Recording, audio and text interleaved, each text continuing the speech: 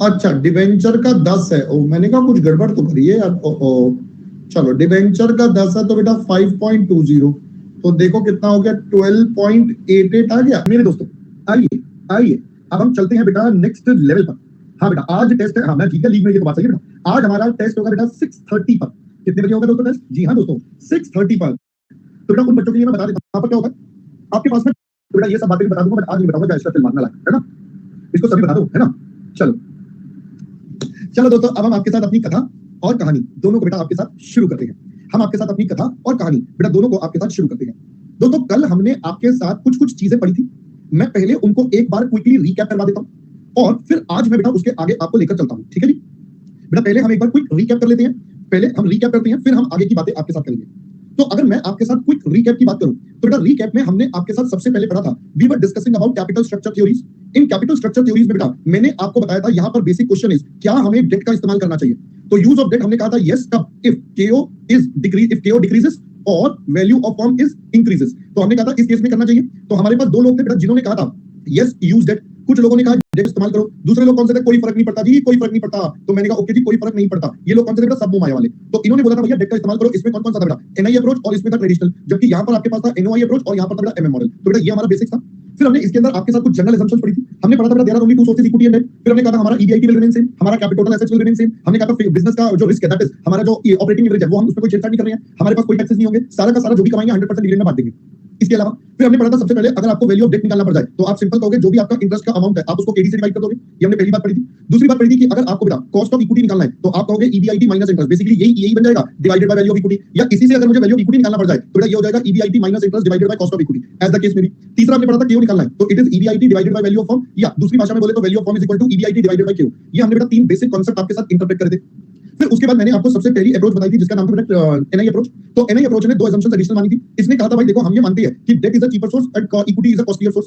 साथ साथ इन्होंने ये माना था कि भाई डेट और इक्विटी कांस्टेंट रहेंगे ताकि जब भी कोई इन्वेस्टर ज्यादा कोई रिस्क लेगा, मतलब ज्यादा कोई लोन लेगा, तो उससे किसी को कोई फर्क नहीं पड़ेगा, कोई परसेप्शन में चेंज नहीं होगा। तो यानी कि इनके हिसाब से जितना ज्यादा लोन लोगे उतना अच्छा। तो इन्होंने बेटा रिकमेंड करा था यूज मैक्सिमम लोन। जी हाँ, इनका सतयुग चल रहा था तो इन्होंने सिंपल रिकमेंडेशन करा था यूज मैक्सिमम लोन, क्योंकि जितना ज्यादा लोन लोगे बेटा उतना ओवरऑल कॉस्ट ऑफ कैपिटल कम, क्योंकि अपन सस्ता सोर्स ज्यादा लगा रहे हैं, सस्ता सोर्स लगाने से हमारी टोटल कॉस्ट बेटा कम हो जाएगी। आई होप बेटा बात समझ में आ गई।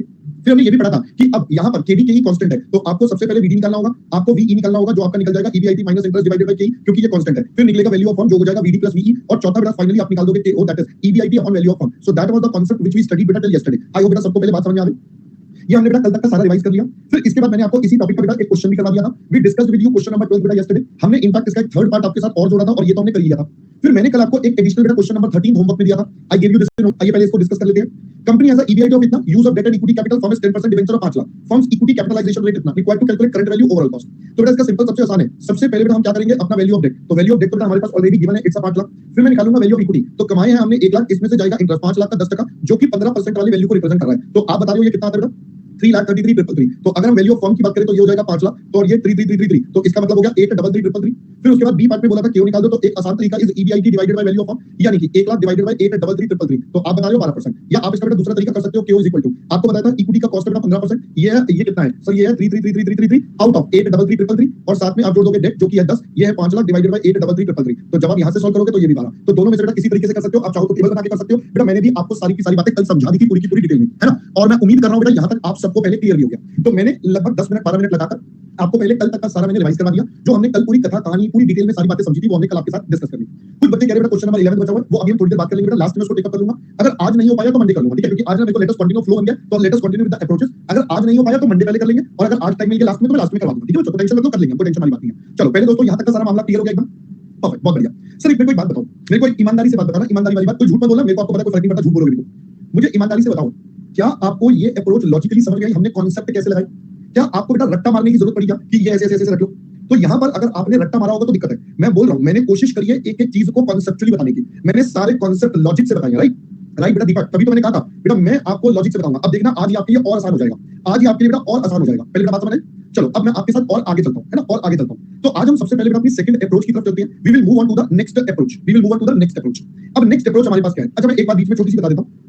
आई हैव डिसाइडेड मैं अगला चैप्टर कौन सा करवाने वाला हूं। आई हैव लिटरली डिसाइडेड मैं अगला चैप्टर कौन सा करवाने वाला हूं, ठीक है। जो भी करवाऊंगा छोड़ो, तुम्हें क्या करना है, तुम्हें तो पढ़ना ही है। अगले चैप्टर से जब इसके बाद हमारा अगला चैप्टर आएगा तो आपके जितने दोस्त हैं जो अभी रिकॉर्डेड देख रहे हैं या बीच में किसी ने छोड़ दिया था कुछ भी था, if they want to start live, अब if they want to start live they can start live from the next chapter, ठीक है दोस्तों, they can start live from the next chapter. तो सबको बता देना, जैसे ही शेड्यूल में आपको नया चैप्टर दिखेगा, जब जैसे ही शेड्यूल में, बेटा देख मेरे को नहीं पता कितने दिन अभी और लग जाएंगे, एक क्लास लगती है, दो क्लास लगती है, कितनी लगती है बेटा देख लेंगे, बट जैसे ही खत्म होगा बेटा नेक्स्ट चैप्टर से यू कैन स्टार्ट लाइव, ठीक है बेटा। चलो अब हम चलते हैं बेटा नेक्स्ट लेवल पर। आओ दोस्तों, अब हम करते हैं स्टेप नंबर 2 या अप्रोच नंबर 2। अब प्लीज सारे बच्चे फिर से यहां पर कंसंट्रेट मेरे साथ। देखो बेटा, अगला हमारे पास आता है बेटा जिसको हम बोलते हैं ट्रेडिशनल अप्रोच। अब now what is this traditional approach? देखो ये अप्रोच ना थोड़ी सी प्रैक्टिकल हो गई, ये थोड़ी सी फिर भी समझदारों वाली अप्रोच हो गई। अब समझदार अप्रोच कैसे हुई? मैंने कहा आइए अब आपको इसका इंटरप्रिटेशन सारा बताते हैं। तो पहले मैं यहाँ पर इसका ग्राफ बना लूं, मैं एक बार पहले ग्राफ को यहाँ पर बना लेता हूँ थोड़ा सा, और फिर मैं आपके साथ एक एक करके पूरी अप्रोच को डिस्कस करता हूँ। ये कॉस्ट, ये ओरिजिन, और ये हमारा बेटा डेट इक्विटी का रेशो, या फिर आप इसको दूसरे शब्दों में बोलते हो लेवरेज, ठीक है जी। अब ये भी आपको पता है जैसे जैसे हम इस साइड मूव करेंगे, जैसे जैसे बेटा इस साइड मूव करेंगे हमारा डेट बढ़ता चला जाएगा, जैसे जैसे हम इस साइड मूव करेंगे हमारा debt will increase. Yes sir, ये बात ठीक है। चलो अब जरा ध्यान से सुनना। देखो इस अप्रोच ने भी माना कि sir we agree debt is a cheaper source than equity. क्या पहले बेटा बात समझ में आई? इस अप्रोच ने भी माना कि हाँ sir debt is a cheaper source and equity is a costlier source, और वो प्रैक्टिकली होता भी है। आज की डेट में हर पर्सन लोन क्यों लेता है? वो इसलिए लेता है क्योंकि लोन सस्ते पर मिल जाता है, उनको फिक्स्ड देना पड़ता है, ट्रेडिंग ऑन इक्विटी का फायदा मिलता है, एंड सो ऑन। हमने सारी बातें देखी है, टैक्स का बेनिफिट मिलता है, एंड सो ऑन। हम सब ये काम करते हैं। तो पहली बात इन्होंने भी माना भाई debt is a cheaper source than the equity, but इन्होंने कुछ एक स्पेशल बात बताई। इन्होंने बोला देखो भाई, पिछले वालों ने क्या बोला था? राम राज्य चल रहा है, सतयुग चल रहा है, जिसको जितना लोन चाहिए वो ले लो, जिसको जितना लोन चाहिए वो ले लो। कह रहे सर ऐसा नहीं होता, this is not practically possible. मैंने कहा क्या मतलब? कहते हैं सर देखो, आपने कभी ध्यान से सोचा है, अगर आप जिंदगी में कभी पहली बार लोन लेने जाओ, अगर आपके घर पे कभी एक्सपीरियंस रहा हो, आपको अगर पहली बार कभी लोन लेना है तो बेटा कोई भी पर्सन लोन देने के लिए मना नहीं करता, कोई बैंक कोई कंपनी मना नहीं करता।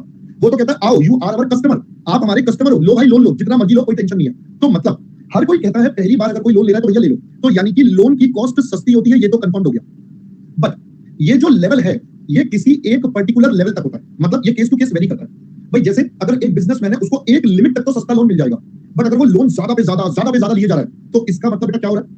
If a person is borrowing on a higher levels, तो इसका मतलब बेटा वो अपना फाइनेंशियल रिस्क बढ़ा रहा है। सोचो जरा सोचो, the person is increasing the financial risk. बिल्कुल प्रैक्टिकल बात है बेटा, इसलिए मैं आपके साथ डिस्कस कर रहा हूं। एक बंदा लोन पे लोन लिए जा रहा है, एक लिमिट तक तो उसे सस्ता मिलेगा, बट एक लिमिट के बाद उसे लोन भी क्या मिलना शुरू हो जाएगा? महंगा। भाई मिल जाएगा, हम ये नहीं कह रहे मिलेगा नहीं, बट लोन की जो कॉस्ट होगी वो काफी ज्यादा हो जाएगी। तो इसका मतलब इस अप्रोच ने कहा सर एक लिमिट तक तो लोन सस्ता, बट उसके बाद ये जो आपका लोन है ना ये आपका बढ़ना शुरू हो जाएगा। क्या दोस्तों पहले बात और कॉन्सेप्ट समझ में आया? एक लिमिट तक सस्ता होगा। अब ये लिमिट कौन सी होगी? बेटा ये limit person to person, case to case vary करेगी। इसका कोई फिक्स्ड रूप नहीं है कि लिमिट क्या होगी। क्या पहले दोस्तों बात और कॉन्सेप्ट समझ में आ गया? बोलो जी। चलो ये पहले डेट वाला पार्ट हमें समझ में आ गया। अब मैं चलता हूं बेटा इक्विटी वाले पार्ट पर। बेटा एक बात बताओ, मैं ना रिलायंस कंपनी का मालिक हूं, मान लेते हैं मैं रिलायंस कंपनी का शेयर होल्डर हूं, ठीक है। अब रिलायंस कंपनी मान लेते हैं अभी इस कंपनी ने सारा पैसा इक्विटी से लिया हुआ है। अभी रिलायंस कंपनी ने सारा पैसा बेटा किससे लिया हुआ है? इक्विटी। मान लेते हैं थोड़ी देर के लिए, ठीक है। अब मान लो रिलायंस कंपनी कहती है कि भाई मैं तो और लोन लेना चाहती हूँ, हम तो लोन लेना चाहते हैं। बेटा एक बात बताओ, जैसे ही बिजनेस में लोन एलिमेंट आएगा, जैसे ही बिजनेस में लोन का एलिमेंट आएगा, लोन आने का मतलब फाइनेंशियल रिस्क आ गया। लोन आने का मतलब बेटा फाइनेंशियल रिस्क आ गया। अगर फाइनेंशियल रिस्क आ गया तो एज अ इक्विटी मेरी जिम्मेदारी क्या बनती है? With extra risk brings the extra return. भाई अगर आप एक्स्ट्रा रिस्क ले रहे हो, मैं फिर भी पैसा लगा के रख रहा हूं, तो मुझे तो एक्स्ट्रा रिटर्न चाहिए या नहीं चाहिए? सोचो जरा सोचो। भाई अगर आप एक्स्ट्रा रिस्क की बात कर रहे हो तो मुझे एक्स्ट्रा रिटर्न चाहिए। यस सर, ये बात समझ में आती है। बट एक बात सोचो, शुरुआत में लोन लेने से, शुरुआत में थोड़ा सा अमाउंट लोन लेने से क्या बहुत ज्यादा रिस्क होता है या थोड़ा सा रिस्क होता है? शुरुआत में लोन लेने से बहुत ज्यादा रिस्क होता है, थोड़ा सा रिस्क होता है। तो रिटर्न भी बेटा कितना मिलेगा? सर रिटर्न भी थोड़ा सा। आई होप पहले बात समझ आ गई। तो ये वाले कॉन्सेप्ट ने बोला सर जैसे ही आप बिजनेस में केडी लाओगे, जैसे ही आप बिजनेस में डेट लाओगे, तो बेटा इक्विटी वालों का जो रिटर्न है वो बढ़ जाएगा, बट थोड़ा थोड़ा। आपको दिख रहा है मैंने जस्ट थोड़ा सा बढ़ा दिया, आपको दिख रहा है हल्का सा स्लाइड ऊपर कर दिया।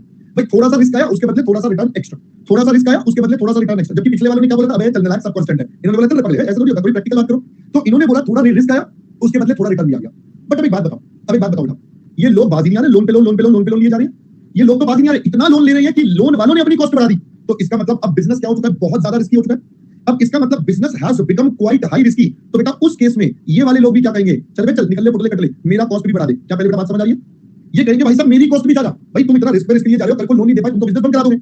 अगर तुमने लोन का इंटरेस्ट पे नहीं करा तुम तो बैंकरप्ट हो जाओगे, बिजनेस को लिक्विडेट कर दोगे, जो बचा कुछ है वो भी हमारे हाथ से चला जाएगा, सिर्फ 2 पैसे कमाने के चक्कर में। तुम ज्यादा लोन ले रहे हो, इसका मतलब ज्यादा रिस्क है। तो भैया मुझे रिटर्न भी क्या चाहिए? ज्यादा। अगर मुझे रिटर्न ज्यादा दोगे तो आई एम देयर, वरना I am out, this is not my expertise. पहले बेटा बात समझ में आ गई? अब आपको पहले बेटा बात समझ में आ गई। चलो अब आपको ये भी बताया था जब लोन नहीं होता तो इक्विटी बेटा यहां पर होता, लोन नहीं होता तो इक्विटी या टोटल कॉस्ट बेटा यहां पर होता। अब बताओ जरा, जब पहले वाले स्टेप में हमने लोन लिया, लोन सस्ता है एज कंपेयर टू इक्विटी, और इक्विटी थोड़ा सा ज्यादा मांग रहा है जबकि इसमें सस्ता ज्यादा है, इक्विटी थोड़ा ज्यादा मांग रहा है जबकि ये वाला सस्ता ज्यादा है। तो बेटा शुरुआत में मेरा केओ विल फॉल, बट ये फॉल करेगा अप टू अ लेवल, उसके बाद बेटा ये भी बढ़ना शुरू हो जाएगा। भाई उसके बाद सब लोग रिस्क बढ़ा रहे हैं तो बेटा ये भी बढ़ना शुरू हो जाएगा। तो यानी कि ये वो लेवल जहां पर मेरा केओ सबसे मिनिमम, ये वो लेवल जहां पर मेरा केओ सबसे मिनिमम, तो बेटा ये हमारे लिए क्या बन जाएगा, सबसे बेस्ट या ऑप्टिमम लेवल। अभी पूरी बात सुनो, अभी पूरी बात सुनो। पहले तो कंक्लूजन ये आ गया, ये कहता है सर हम ना ऐसे डिसाइड नहीं कर सकते, हम उस लेवल को डिसाइड करेंगे जहां पर मेरा केओ सबसे मिनिमम होगा, वही मेरे लिए ऑप्टिमम लेवल होगा, वही मेरे लिए बेस्ट लेवल होगा। अब ये डिपेंड करेगा कंपनी टू कंपनी। अब सर ये कैसे होगा, तो आइए जरा सुनिए। पहले लोन सस्ता है, लोन है मान लो 6% पर, इक्विटी है 10 पर, बढ़ाकर हो जाएगी 11 पर, ये तो 6 पर ही चल रहा है। तो जब आप 6 वाला इस्तेमाल करोगे इंस्टीड ऑफ 10 या 11 वाला, तो बेटा कॉस्ट गिरेगी ना, तो ये कॉस्ट गिर रही है। आप सस्ता माल इस्तेमाल कर रहे हो, आप चीपर सोर्स यूज कर रहे हो, तो टोटल गिरेगा गिरेगा। बट एक लिमिट के बाद क्या हुआ, एक लिमिट के बाद ये भी बढ़ना शुरू हो गया और ये भी बढ़ना। बट अगर ध्यान से देखें तो इक्विटी का increase is higher than the increase in debt. Equity ज्यादा स्पीड से बढ़ेगा क्योंकि बिजनेस में बहुत अत्यंत घोर रिस्क आ गया है, अत्यंत घोर रिस्क आ गया है, तो बेटा इक्विटी वाला ज्यादा स्पीड से बढ़ेगा। तभी आप देखो बेटा क्यों थोड़ा थोड़ा इक्विटी की तरफ ज्यादा झुकाव में जा रहा है, क्योंकि बेटा इक्विटी ज्यादा तेजी से बढ़ेगा, इक्विटी ज्यादा तेजी से बढ़ेगा। सो क्रक्स में ये आया कि भाई मेरे लिए बेस्ट ऑप्शन क्या होगा, मेरे लिए बेस्ट ऑप्शन होगा जहां पर मेरा केओ बेटा मिनिमम हो जाए। क्या दोस्तों पहले बात समझ में आ गई? बेटा इक्विटी बढ़ेगा, जान ली तो बेटा कॉस्ट बढ़ गया ना बच्चा, मेरा टोटल कॉस्ट बढ़ जाएगा, इक्विटी वाले ज्यादा रिटर्न मांगने लगे तो बेटा मेरी टोटल कॉस्ट बढ़ना शुरू हो जाएगी। अब मैं पहले इसी चीज को बेटा आपको पहले शब्दों में लिखवाता हूं, ठीक है? पहले अपन इसको एक बार शब्दों में लिखते हैं, फिर आप एक बार मेरे साथ साथ इनको पढ़िए, देखिए आपको समझ आ रहा है नहीं आ रहा, कोई डाउट आता तो हम टेकअप करते हैं। तो अगर हम यहां पर बात करें तो we would say according to traditional approach, अगर हम अपनी ट्रेडिशनल अप्रोच की बात करें तो बेटा ट्रेडिशनल अप्रोच हमसे क्या कहती है, अकॉर्डिंग टू ट्रेडिशनल अप्रोच सबसे पहले with the introduction of debt, भाई जब हम सबसे पहली बार डेट को अपने पास जोड़ेंगे, with the introduction of debt in the capital, हमने अपनी कैपिटल में डेट को जोड़ा तो इससे क्या होगा, the overall cost of capital, जो हमारी ओवरऑल कॉस्ट ऑफ कैपिटल है बेटा वो क्या हो जाएगी, वो हो जाएगी स्टार्ट्स डिक्लाइनिंग, ये गिरना शुरू हो जाएगी। क्यों?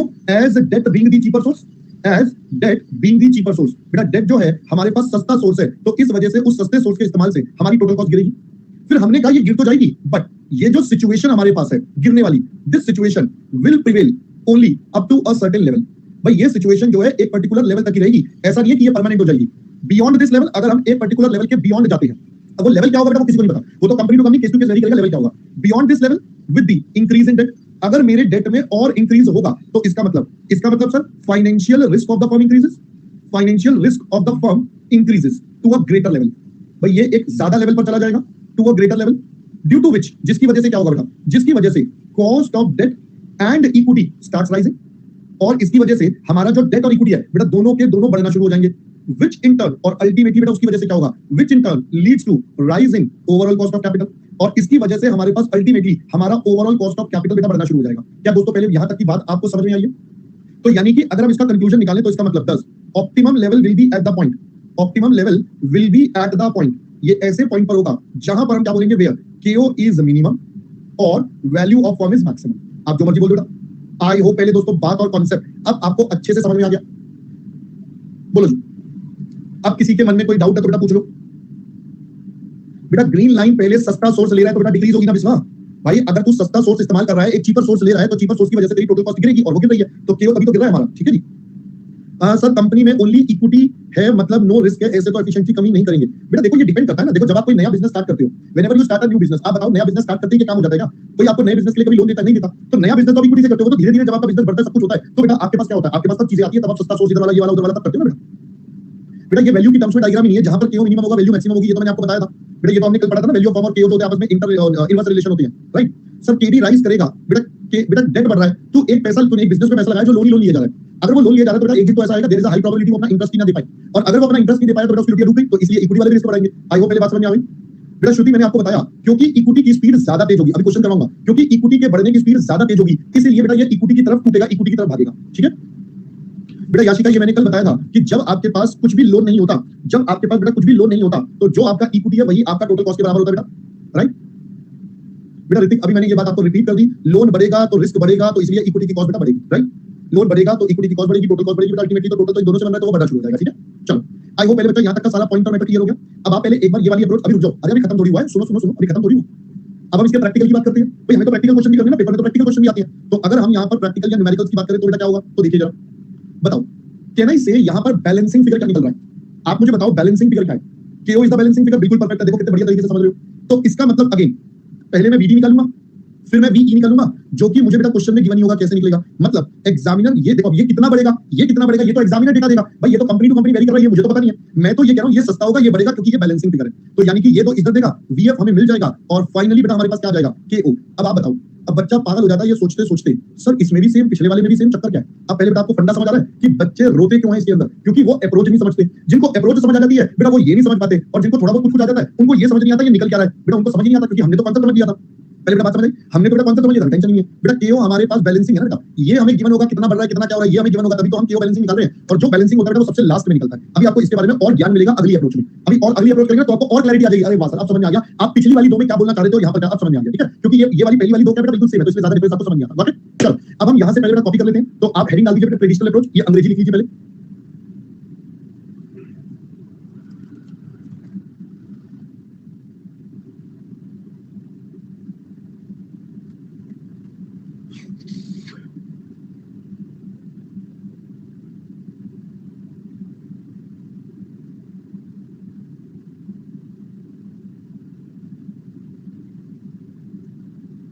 बेटा वो न्यू इक्विटी इशू करेंगे कैसे करेंगे वो तो आपको बता दिया जाएगा बेटा।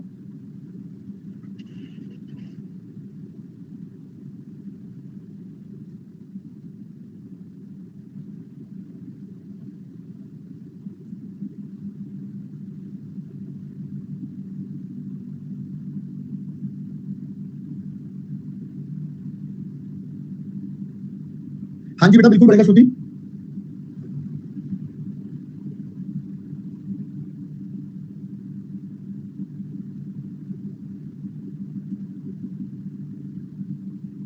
हो गया बेटा सबका यहाँ तक एवरीवन? जल्दी करो बच्चों जल्दी करो प्लीज, शाबाश।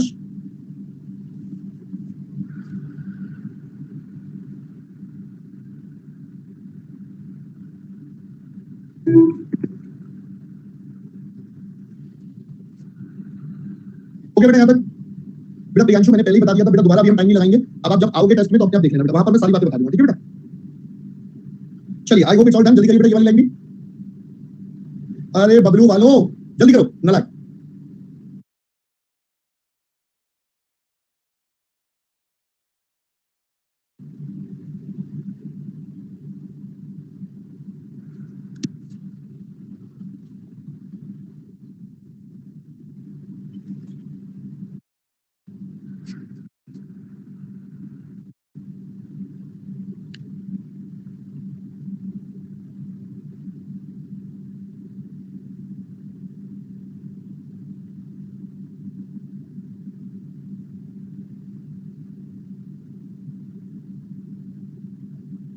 बेटा वीएफ का मतलब value of the form is maximum.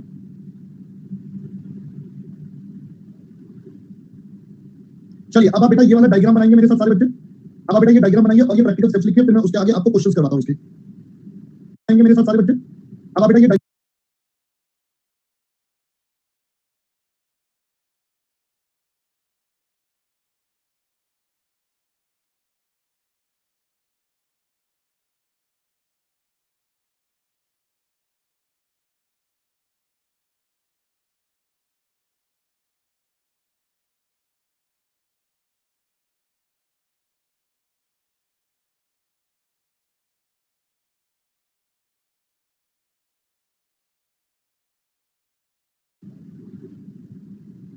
चलिए अब आप बेटा ये वाला डायग्राम बनाएंगे मेरे साथ सारे बच्चे। अब आप बेटा ये डायग्राम बनाइए और ये प्रैक्टिकल स्टेप्स लिखिए, फिर मैं उसके आगे आपको क्वेश्चंस करवाता हूं इसके।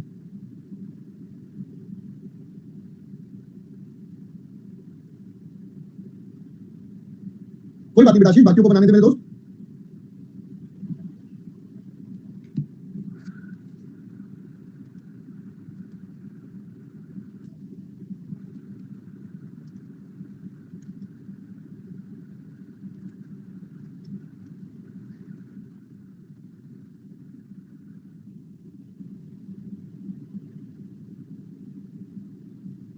अरे कल तेजस सर की क्लास है, अरे बाप रे, ओहो कल तेजस सर ने क्लास रख दी।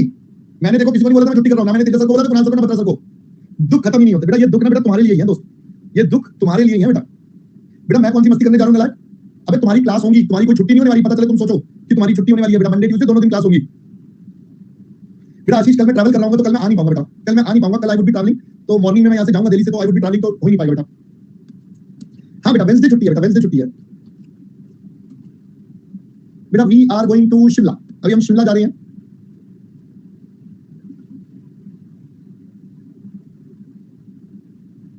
अबे तो मैडम कोई तो लेके जा रहा हूं, मैं कौन सा किसी और के साथ जा रहा हूं? अबे नालायक। जी बेटा बिल्कुल शिमला से भी क्लास होंगी।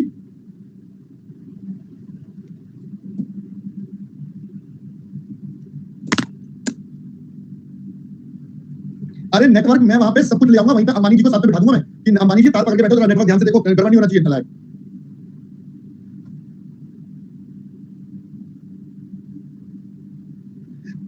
चलो बेटा अब हम चलते हैं यहां पर। चलो बेटा अब हम जल्दी से चलो चलो चलो चलो बस बस बस बस वापस वापस वापस वापस वापस वापस वापस वापस वापस वापस ठीक है। अब एक बच्चा पूछ रहा है जसप्रीत सर के साथ आप क्यों रहते हो बेटा? He is you can say my mentor, my Elder brother, because उनकी वजह से आज मैं पढ़ा रहा हूं एंड उन्हीं की वजह से मैं यहां पर हूं। I have been knowing him for the past almost 11 years, past 11 years है ना, तो इसलिए वो फैमिली के साथ ही है, तो कोई ऐसा अलग है नहीं कुछ। तो इस वजह से अब क्या होता है, उनकी वाइफ मेरी वाइफ भाभी और हमारी जो वाइफ है दोनों मतलब बहुत अच्छे फैमिली रिलेशन है सारे, तो इस वजह से बस उनके साथ चले जाते हैं घूमने फिरने बढ़िया एकदम है ना। चलो गुरु, yes you can call it a guru. He is like जब अपन साथ में थे, मैंने पढ़ाने का प्रोफेशनल कैरियर मैंने उनके साथ शुरू करा था, मैंने प्रोफेशनल कैरियर बेटा उनके साथ शुरू करा था अपना पढ़ाने का, so that is how it works है ना बेटा। मेरे बच्चे बहुत छोटे हैं, उनके बच्चे बहुत बड़े हैं, बट यस अब ठीक है, पार्ट एंड पार्सल गेम चलता रहता है। हाँ ठीक है, उनके बच्चे तो बड़े हो गए हैं, तो उनकी अब उनके बच्चे तो दोनों बड़े हो गए हैं, तो मेरे तो भी चिन्ह बिन्ने से हैं ठीक है ना, बच्चे चर्चा करते रहते हैं, खाते रहते हैं ना। हाँ चलो अब हम पढ़ाई शुरू करें बेटा, आओ बेटा जल्दी से पढ़ाई शुरू करते हैं, जल्दी से पढ़ाई शुरू करते हैं, आओ बेटा बस बस बस बस बस बस बस वापस हो गया, हो गया टाइम पास हो गया, चलो आ जाओ आगे बेटा जल्दी से यहाँ पर। लो बेटा question number 14, let us start with question number 14 ठीक है दोस्तों। अब देखो सुनो मेरी बात बेटा, थोड़ा सा ना टॉपिक जो है ना वो टेक्निकल होता जाएगा, तो थोड़ा सा दिमाग आपको क्या लगाना पड़ेगा बेटा, ज्यादा लगाना पड़ेगा। मेरी बात समझ में आ गई? अब ये वाला तो आसान है, ये वाला तो हो जाएगा, ये अप्रोच आसान है, क्योंकि इसके बाद जो आएगा उसमें बेटा आपका दिमाग क्या हो जाएगा, ज्यादा हो जाएगा, तो इसीलिए अब आप थोड़ा कंसंट्रेट करेंगे बच्चों ठीक है। इधर देखो बेटा क्या कहते हैं, SK limited is expecting an EBIT of 3 lakh बेटा, हमारी कंपनी का EBIT 3 lakh. Company presently raised its entire fund requirement of 20 lakh by issue of equity with capitalization rate of 16। अभी सारा का सारा पैसा बेटा इक्विटी से, जिसका रेट है 16%। Firm is now contemplating to redeem a part of capital by introducing debt financing. Company चाह रही है अब हम डेट का इस्तेमाल करें। Firm has two options to raise debt to the extent of 30% और 50% of the funds. Expected debt for debt financing up to 30, rate of interest in equity rate is expected to increase to 17। अभी बेटा equity कितना है 16, जैसे ही date आएगा बेटा कितना हो जाएगा 17, थोड़ा सा बढ़ गया, थोड़ा सा बढ़ गया, जो आपको ग्राफ में मैंने बताया था, जैसे ही डेट आएगा इक्विटी का रेट बेटा थोड़ा सा जंप हो जाएगा। कहता है however if firm observe 50%, interest rate 12 बेटा, पहले 10 था अब 12, तो ये समझ रहे हो वो मिनिमम वाले पॉइंट के बियॉन्ड चला गया। अब आपका कॉस्ट ऑफ डेट भी बढ़ना शुरू हो गया, पहले 10 था 12 हो गया, एंड इक्विटी विल बी 20। और देखो बेटा इक्विटी बेटा 16 की जगह कितना 20। अब ध्यान से सुनो और बातें, आपको बताया था बेटा डेट कितने परसेंट से बढ़ा 2%, जबकि इक्विटी कितने बढ़ा 3%। तो आपको बताया था इक्विटी विल ग्रो फास्टर, क्योंकि रिस्क बहुत ज्यादा बढ़ गया, क्योंकि बेटा रिस्क बहुत ज्यादा बढ़ गया। Required to compute value of firm overall cost of capital under different options. कहते हैं सर आप ना सारे ऑप्शन सर वैल्यू निकालो, तो बेटा तैयार है आप मेरे साथ कैलकुलेशन करने को, समझने को पूरा का पूरा कॉन्सेप्ट। तो देखिए बच्चे, सबसे पहले हमारे पास अगर मैं बात करूं तो we have 3 different options with us. तो ये हमारा एक पहला ऑप्शन, ये दूसरा और ये तीसरा। पहला option is we have equity of 20 lakh. दूसरा option is we would raise 20 lakh का 30%, बोले तो बेटा 6 lakh, and the balance would be equity, बोले तो बेटा 14 लाख का इक्विटी हो जाएगा ठीक है। या मैं इसको दूसरे तरीके से बोलूं बेटा, ये इक्विटी का बुक वैल्यू होगा, मार्केट वैल्यू तो अलग निकलेगा, तो हम इसको ऐसे बोलते हैं, पहले वाले केस में डेट इज इक्वल टू 0, दूसरे में इतना, और तीसरे वाले केस में बेटा 20 लाख का 50%, बोले तो 10 लाख। अब मैं सबसे पहले बात करता हूं वैल्यू ऑफ डेट, तो बेटा पहले वाले में वैल्यू ऑफ डेट 0, यहां पर 20 लाख का 30% 6 लाख, और यहां पर हो जाएगा बेटा 20 लाख का 50% 10 लाख। फिर अब value of equity would be balancing figure, EBIT कमाया, इंटरेस्ट पे करा, जो बचा इक्विटी के लिए और वो इतने परसेंट, जो बचा बेटा इक्विटी के लिए वो इतने परसेंट। तो ईबीआईटी कमाया है 3 लाख का, ईबीआईटी कमाया 3 लाख, पहले वाले में इंटरेस्ट 0 डिवाइडेड बाय बेटा 16%, तो आप बच्चे बता रहे हो 18,75,000। अब मुझे बताओ बेटा हमारा वैल्यू ऑफ फर्म कितना, इट विल बी बेटा 0 प्लस 18.75, तो बेटा ये आ गया 18.75 लाख।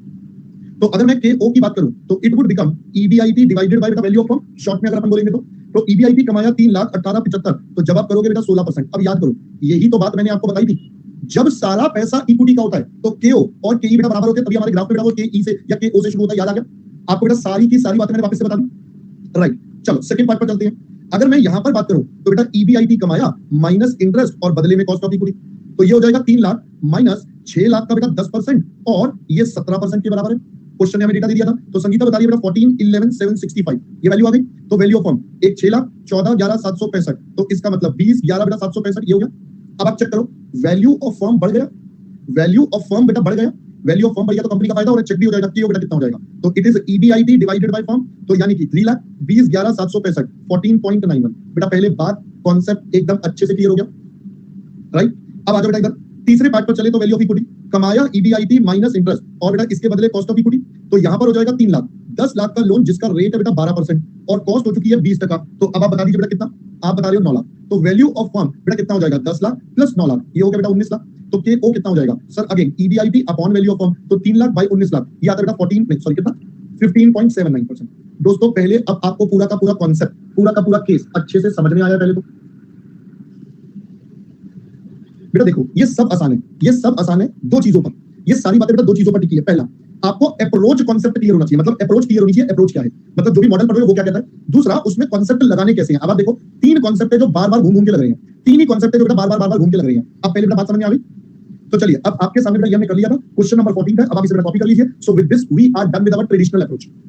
बस इतना सा था बेटा ट्रेडिशनल अप्रोच, इतना सा था बेटा। बेटा यही तो पॉइंट है ना शुभम, डेट लाने पर कॉस्ट ऑफ इक्विटी बढ़ रही है तो बेटा वैल्यूज की कम हो रही है, that is the market value कम हो रही है ना बेटा। फर्स्ट वाले में डेट 0 है तो आपके पास सारा काम कर दिया राइट बेटा। परम आपको क्वेश्चन कुछ भी नहीं बोलेगा, बहुत बार क्वेश्चन बता देगा, बहुत बार नहीं बताएगा। क्या पहले बेटा बात समझ में आ गई? जैसे इस क्वेश्चन में बात करूं तो आपको एनआई और ट्रेडिशनल में खुद से समझना पड़ेगा, दोनों सेम ही है, बस दोनों में फर्क क्या है। एनआई कहता था यहां पर केबी के ही कांस्टेंट रहेगा, जबकि ट्रेडिशनल कहता नहीं भाई साहब वो तो बदल जाएगा। So that is the main difference between the two. अब समझ में आया बेटा? पूजन अब चेंज हो जाएंगे इसके बाद बेटा, डाउन जाएगी ना शुरू बेटा, पूजन अब चेंज हो जाएंगे इसके बाद जाएगा। So that is the main difference between the two. अब समझ में आया क्या? एनआई कहता था यहां पर केबी के ही कांस्टेंट रहेगा, जबकि ट्रेडिशनल कहता नहीं भाई साहब वो तो बदल जाएगा। So that is the main difference between the two. अब समझ में आया बेटा? पूजन अब चेंज हो जाएंगे इसके बाद बेटा, डाउन जाएगी ना शुरू इक्विटी की वैल्यू। आपकी अगर कॉस्ट बढ़ेगी तो बेटा वैल्यू कम जाएगी ना, उसके लिए प्रॉफिटेबिलिटी कम बचा, ज्यादा आप इंटरेस्ट को दे रहे हो तो वो चीज का फर्क आ जाएगा ना। हाँ तो इन्वेस्टर का रिटर्न इंक्रीज हो रहा है क्योंकि उसकी कॉस्ट बढ़ रही है, सॉरी क्योंकि उसका रिस्क बढ़ रहा है, रिस्क बढ़ रहा है तो बेटा रिटर्न भी ज्यादा मांगेगा वो, रिस्क बढ़ रहा है तो रिटर्न भी ज्यादा मांगेगा बेटा। Capitalization rate is the name for cost, तो आप उसे कैपिटलाइजेशन रेट बोलो या आप उसे cost of equity, cost of debt बोलो, एक ही बात है। हाँ जी बेटा, इसके हिसाब से ऑप्शन नंबर 2 या case number 2 is the best जो आपकी कंपनी को करना चाहिए। नहीं बेटा आपसे रिकमेंडेशन पूछा ही नहीं, आपसे सिर्फ कैलकुलेशन निकलवाइए तो बस वही निकालेंगे।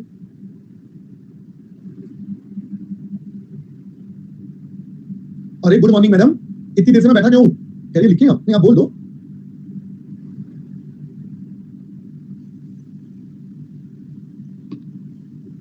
बेटा क्वेश्चन ने बोला था याशिका, आपने पढ़ा ही नहीं इसका मतलब बेटा। क्वेश्चन ने बोला था एट प्रेजेंट सारा पैसा इक्विटी का है।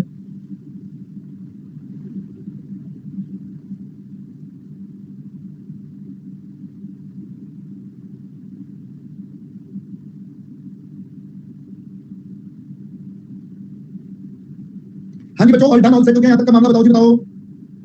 ओ मेरे बबलू, प्यारे प्यारे बबलू जल्दी करो।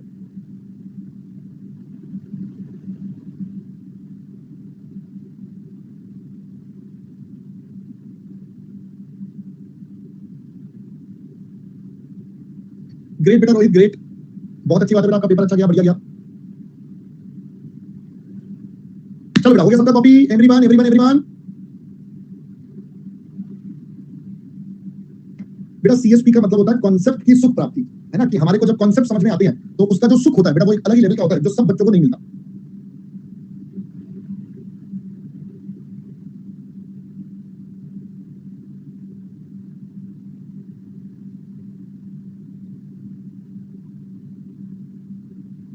बेटा याशी वो मार्केट वैल्यू कम हुई है बेटा, मार्केट वैल्यू बेटा 1875, this is your market value बेटा, ये मार्केट वैल्यू है, वो तो बुक वैल्यू बेटा उतनी है, ठीक है ना। चलो आई होप पहले दोस्तों यहां तक का सारा काम समझ में आ गया, राइट। अब मेरी बात बेटा ध्यान से सुनना, जो मैं अब आपको बेटा बताने जा रहा हूं, मेरी बात ध्यान से सुनना अब जो मैं आपको बताने जा रहा हूं, ठीक है। देखो बेटा एक भी फॉर्मूला याद नहीं करना, हमें फॉर्मूले बनाने आने चाहिए, हम खुद ही बना लेंगे भाई साहब, हम खुद ही बना लेंगे, हमें टेंशन नहीं है फॉर्मूला की, तो हम खुद ही बना लेते हैं। So that is basically your concept. चलो अब दोस्तों थोड़ा सा ना लेवल चेंज करते हैं, ठीक है दोस्तों, लेट्स चेंज द लेवल। अब मैं चलता हूं बेटा हमारी थर्ड अप्रोच पर। ये थर्ड अप्रोच क्या है, पहले तो अपनी ना नोटबुक ओपन करिए, पहले बेटा अपनी नोटबुक ओपन करिए फटाफट से, जहां पर मैंने capital approach, capital structure theories start करवाया था, करो करो करो जल्दी से। वहां पर हमने सबसे पहले डायग्राम बनाया था बेटा, सबसे पहले हमने एक डायग्राम बनाया था जिसमें लिखा था इस टॉपिक में पढ़ना क्या है। तो वहां पर हमने लिखा था हमें ये देखना है क्या हमें डेट का इस्तेमाल करना चाहिए, फिर हमने पढ़ा डेट का इस्तेमाल करेंगे कब, जब केओ मिनिमाइज हो जाए या वैल्यू ऑफ मैक्सिमाइज हो जाए। फिर हमने उसके अंदर दो पार्ट बनाए थे बेटा, हमने उसके अंदर दो पार्ट बनाए थे, दो पार्ट्स में क्या क्या था बेटा, दो पार्ट्स में सबसे पहला पार्ट कौन सा था बेटा, सबसे पहला पार्ट था जो हमसे कहता था कि सर ये लोग कहते हैं वैल्यू में परिवर्तन आएगा, तो हमने पढ़ा एनआई, हमने पढ़ा एनआई और ट्रेडिशनल। दूसरे लोग आए जिन्होंने क्या बोला बेटा, जिन्होंने बोला कि भाई कोई फर्क नहीं पड़ता। क्या बोला बेटा दूसरे लोगों ने, कोई फर्क नहीं पड़ता, कोई फर्क नहीं पड़ता। मतलब बेटा इन लोगों का एक फिक्स डायलॉग था, क्या, इन लोगों ने बोला सब मोह माया है, पहले बेटा बात समझ आ गई, इन लोगों ने बोला सब मोह माया है, मतलब आप जितना मर्जी डेट लाओ या मत लाओ किसी को कोई फर्क नहीं पड़ता। मैंने कहा ओहो, तो आइए जरा समझते हैं कि इन लोगों ने ये बात कैसे बोली, इन लोगों का क्या पॉइंट ऑफ व्यू था, इन लोगों के पीछे लॉजिक्स क्या था, इन लोगों का इंटरप्रिटेशन कैसे आया। तो बेटा इसके अंदर अब हमारे पास सबसे पहली अप्रोच आती है जिसको हम बोलते हैं net operating income approach. Are you guys ready now? चलो अब बेटा थोड़ा सा यहां पर ध्यान से सुनेंगे, क्योंकि जब तक सुनेंगे नहीं तब तक बेटा चीजें समझ आएंगी नहीं। तो लीजिए कॉन्सेप्ट अपना बेटा वही है, यहां पर ओरिजिन, यहां पर कॉस्ट, यहां पर हमारे पास डेट इक्विटी मिक्स, या आप इसको दूसरे भाषा में बोलते हो लेवरेज। देखो बेटा इन लोगों ने सिंपल सिंपल सी बात बोली, कहते हैं सर हम भी यही बात मानते हैं जो प्रैक्टिकली है कि debt is a cheaper source and equity is a costlier source. कहते हैं सर बात तो हम भी एग्री करते हैं, debt is a cheaper source. फिर इन्होंने माना कि debt is a cheaper source, अब सिंस ये चीपर है तो हम मानते हैं बेटा ये क्या रहेगा, कांस्टेंट रहेगा। इन्होंने ये भी मान लिया एक तो डेट चीपर है और हमारे पास डेट क्या रहेगा बेटा, कांस्टेंट, जैसे हमारी पहले वाले लोगों ने माना था। फिर इन्होंने माना बेटा K E is a costlier source, K E is a costlier source. क्या पहले दोस्तों बात समझ में आ गई? अब ध्यान से सुनना बेटा, सारा का सारा मैटर क्या है। इन लोगों ने सिंपल सी एक बात बोली, कहते हैं साहब हम तो ये मानते हैं कि हमारा overall cost of capital will remain same. भाई मेरा तो केओ कांस्टेंट होने वाला है। सर केओ कांस्टेंट कैसे कैसे कैसे? मैंने कहा सुनो सुनो सुनो, कहते हैं देखो जैसे ही आप अपना बिजनेस करोगे, मान लो बिजनेस में आपने डेट का इस्तेमाल करा, मान लो बेटा आपने क्या करा, आपने बिजनेस में डेट का इस्तेमाल करा। अगर बिजनेस में डेट का इस्तेमाल करा तो बेटा बताइए क्या होगा? तो आपके पास एक चीपर सोर्स आ गया, आपके पास एक सस्ता सोर्स आ गया, तो आपकी कॉस्ट तो गिरनी चाहिए। बट इन लोगों ने बोला नहीं सर ऐसा नहीं होगा। मैंने कहा क्यों? कहते हैं सुनो, जैसे ही बिजनेसमैन लोन लेगा, जैसे ही बिजनेसमैन ने लोन लिया, बेटा लोन लेते ही फाइनेंशियल रिस्क आ गया, लोन लेते ही हमारे बिजनेस में फाइनेंशियल रिस्क आ गया। यस सर फाइनेंशियल रिस्क आ गया। बेटा अगर फाइनेंशियल रिस्क आ गया तो इक्विटी वाले क्या मांगना शुरू कर देंगे? ज्यादा। इक्विटी वाले ज्यादा मांगेंगे, वो कहेंगे भाई साहब मेरे को ज्यादा दो क्योंकि बिजनेस में रिस्क आ गया, and with extra risk we want extra return. अब सर वो कितना ज्यादा मांगेंगे? सर वो इस तरीके से ज्यादा मांगेंगे जिससे जितना फायदा मिलेगा सस्ते सोर्स का वो सारा का सारा इक्विटी वाले ले जाएंगे। जितना फायदा मिलेगा सस्ते सोर्स का वो सारा फायदा इक्विटी वाले ले जाएंगे। तो बेटा total cost is going to remain same. क्या पहले बेटा बात समझ आई? ये लोग कहते हैं कि भाई ये सस्ते सोर्स का फायदा मिलेगा, बिल्कुल मिलेगा, बट ये सारा फायदा कौन लेकर चला गया? इक्विटी वाले। इन्होंने अपनी कॉस्ट बढ़ा दी, किस तरीके से बढ़ेगी जिससे मेरी टोटल कॉस्ट बेटा हमेशा क्या रहने वाली है? कांस्टेंट रहने वाली है। अब दोस्तों पहले बात समझ में आ गई आपको यहां तक की? तो अगर हम इस अप्रोच की पहले एक्सप्लेनेशन बनाएं तो बेटा हम क्या बोलेंगे? We would say according to NOI approach. NOI समझ गए? Net operating approach, net operating income approach. अब देखो बेटा एक बात बताओ, यानी कि केओ मेरा कांस्टेंट है, बेटा केओ मेरा कांस्टेंट है, यानी कि value of firm will remain same, यानी कि value of firm will remain same. केओ कांस्टेंट है, वीएफ सेम है, तो बेटा इसका मतलब आप जो मर्जी कर लो कोई फर्क नहीं पड़ता बेटा। आप डेट इस्तेमाल करो मत करो जो मर्जी करो, इट डज नॉट मैटर। तो इन्होंने क्या बोला? इन्होंने बोला all capital structure are best, all capital structure are optimal. क्या पहले बेटा बात समझ आ गई? भाई किसी भी लेवल पर आपका केओ बदल नहीं रहा, किसी भी लेवल पर वैल्यू ऑफ फर्म नहीं बदल रहा, तो बेटा जब बदल नहीं रहा तो हमारा ऑब्जेक्टिव नहीं हो रहा ना। हमारा ऑब्जेक्टिव क्या था? केओ को मिनिमाइज करना या वैल्यू ऑफ फर्म को बढ़ाना, बट दोनों में से कुछ भी नहीं हो रहा। तो यानी कि सारे के सारे लेवल्स पर आपका टोटल कॉस्ट सेम है, तो सारी लेवल बेस्ट है, जो मर्जी कर लो, यानी कि सब मोह माया है। अब ये होगा कैसे? तो हमने कहा ये होगा कैसे? ये होगा कुछ इस प्रकार, एज पर दिस अप्रोच। अगर हम इस अप्रोच की बात करेंगे तो अपन कहते हैं सबसे पहले with the use of debt. बेटा हम बिजनेस में क्या इस्तेमाल करने वाले हैं? Debt. With the use of debt in the capital structure. जैसे ही हम अपने बिजनेस में डेट का इस्तेमाल करेंगे, जैसे ही कैपिटल स्ट्रक्चर में डेट का इस्तेमाल करेंगे, तो हमारे पास क्या होगा? Financial risk of business increases. हमारे बिजनेस का फाइनेंशियल रिस्क बढ़ जाएगा, ड्यू टू विच, इसकी वजह से बेटा क्या होगा? ड्यू टू विच इक्विटी वाले will ask for higher return. बेटा इक्विटी वाले कहेंगे भाई साहब मुझे हायर रिटर्न चाहिए, that is cost of equity will start rising, पहले ये बात समझ में आती है भाई? ये बात समझ में आ गई? अब हम ये कह रहे हैं कॉस्ट ऑफ इक्विटी, या ऐसे लिखते बेटा rise in cost of equity, जो हमारा कॉस्ट ऑफ इक्विटी बढ़ेगा will be in such a manner, ये बेटा कुछ इस तरीके से होगा, so that the entire benefit, जो भी हमारा सारा फायदा है ऑफ यूजिंग चीपर सोर्स, हमारे सस्ते सोर्स को इस्तेमाल करने का, that is debt, is passed on to equity. ये हमने बेटा पास्ड ऑन कर दिया इक्विटी को, एंड दस केओ रिमेन्स सेम। क्या पहले दोस्तों बात समझ में आ गई? मतलब भाई इस तरीके से सारा जाएगा, जिससे बेटा total cost will remain same. Sir अब अगर मैं यहां पर प्रैक्टिकल की बात करूं तो बताइए बैलेंसिंग फिगर आपका क्या निकल रहा है? बैलेंसिंग कॉस्ट ऑफ इक्विटी निकल रहा है। तो पहले वैल्यू ऑफ डेट लेंगे, फिर हम वैल्यू ऑफ फर्म निकालेंगे, क्योंकि अब की बार हमारा केओ बेटा कांस्टेंट है, अब की बार केओ कांस्टेंट है, ईबीआईटी कांस्टेंट है। जब दोनों कांस्टेंट है तो ये बेटा कांस्टेंट हो गया, तो value of equity will be a balancing figure, and finally cost of equity will be a balancing figure. अब आपको बेटा समझ में आ रहा होगा कि कॉन्सेप्ट वही घूम के चार है, बस अप्रोच के हिसाब से उनका यूजेज बदल गया, अब हमें इस तरीके से निकालना पड़ेगा, जिससे बेटा केओ कांस्टेंट हो तो सारा पैसा इक्विटी ले जाएगा। आई होप पहले बेटा बात समझ में आ गई? ठीक है, अब मैं एक काम करता हूं, पहले आप इसको बेटा कॉपी करो, ठीक है? अभी मैं कोई डाउट नहीं ले रहा, थोड़ी देर वेट करो, आप पहले इसे कॉपी करो। कॉपी करने के बाद मैं इसका एक प्रैक्टिकल क्वेश्चन दिखाता हूं, वो जब कर लेंगे फिर मैं आपके डाउट्स लूंगा बेटा जो भी होंगे, ठीक है? तो जल्दी से पहले आप कॉपी कर लीजिए।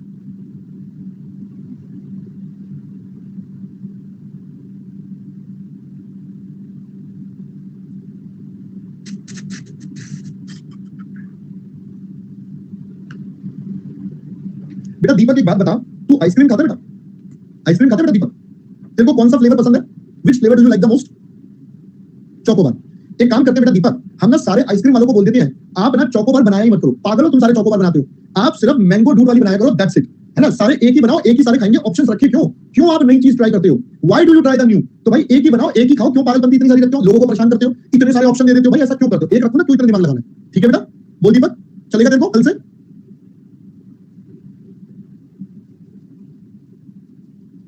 जल्दी करो कॉपी।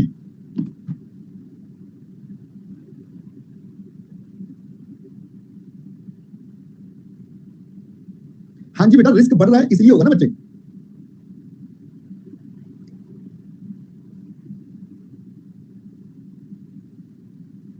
शालिनी बेटा क्या पूछ रहे हो, मैंने नहीं समझ आ रहा क्या बोल रहे हो सर? अच्छा, सोर्स के बाद क्या लिखा है? ओहो, दैट इज i.e, ये पूछ रहे हो क्या?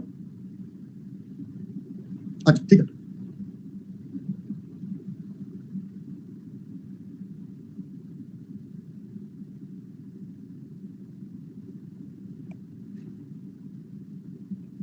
पक्का बेटा अंशिका, पक्का जल्दी छोड़ दूंगा बेटा, आज पक्का जल्दी छोड़ दूंगा, पक्का आज 359:59 पर छोड़ दूंगा, ठीक है बेटा? 359.59 पर छोड़ दूंगा बेटा, एक सेकंड पहले, पक्का। और बोल दो ऐसी बातें, मतलब तुम मतलब क्या यार, ये भी कोई बोलने की बात है बेटा? तूने बोला जल्दी तो ले जल्दी, होमवर्क भी नहीं दूंगा, और बोलो बेटा होमवर्क भी नहीं दूंगा।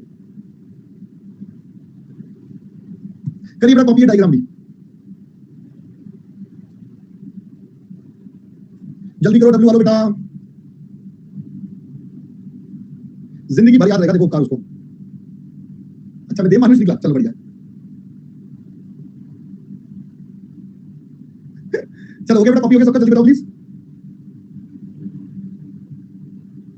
करो बेटा जल्दी से डायग्राम बनाओ बेटा, फटाफट से, शाबाश जल्दी से।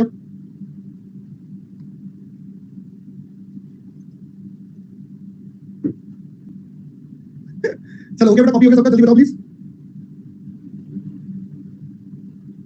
करो बेटा जल्दी से डायग्राम बनाओ बेटा, फटाफट से, शाबाश जल्दी से।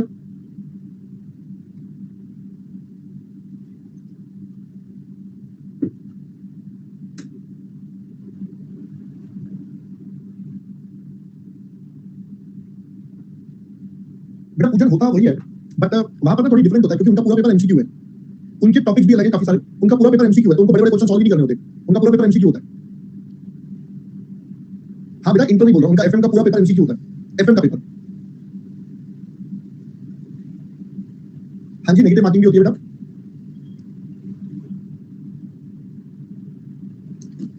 बेटा मेरे प्रेफर करने से कुछ नहीं होता, तुम्हारे पढ़ने से सब कुछ होगा, पढ़ लो पहले। हाँ हाँ बेटा, एमसीक्यू तो इजी होती है, तुम्हें तो क्या मतलब है? तुम्हें पता है एमसीक्यू कितना टफेस्ट पेपर होता है? तभी सारे जो टॉप मोस्ट पेपर बेटा एमसीक्यू पैटर्न पर बनते हैं, अगर आपको पता हो तो, चाहे वो आईआईटी का हो, इंजीनियरिंग का हो, या कोई भी हो, सारे पेपर एमसीक्यू में होते हैं। बैंड बजा देते हैं अगर एमसीक्यू, अगर मतलब एग्जामिनर बेटा अगर अपने पर आ जाए ना तो एमसीक्यू में बैंड बजा देता है। चलो अब हम चले बेटा आगे, अब हम चले बेटा आगे। चलो अभी मैंने आपको जैसा कि पहले भी बोला कि मैं अभी आपके कोई भी डाउट्स नहीं ले रहा हूं, मैंने आपको भी बेटा पहले भी बोला मैं आपके कोई डाउट्स नहीं ले रहा हूं, मैं एक बार पहले प्रैक्टिकल क्वेश्चन करवाऊंगा, फिर मैं आपके सारे डाउट्स लूंगा जो भी आपके।